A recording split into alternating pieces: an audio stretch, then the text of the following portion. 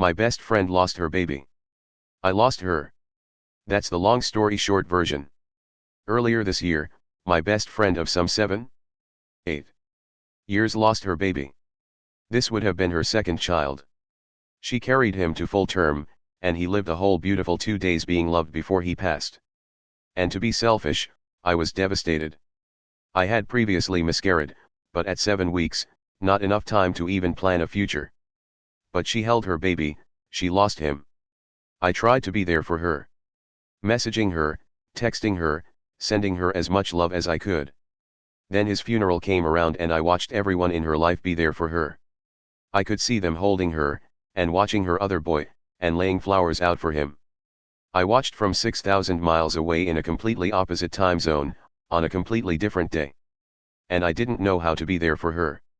This happened in May. And the talking slowed to a stop, the texts stopped coming, the pictures stopped coming. And I stopped sending them too. But the worst part was that they had stopped long before this happened. It just felt a lot more prominent. And I reached out to her a month ago.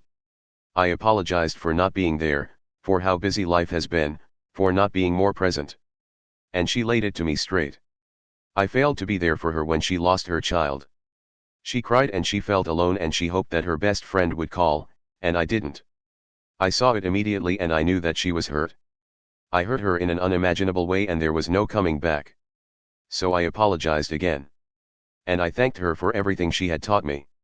I thanked her for being a friend in my darkest times. I thanked her for everything you could imagine, summed up into one very long paragraph. And I told her she didn't need to respond. And that I would always be here for her no matter what if she wanted me. It's been almost a month since that text message sent.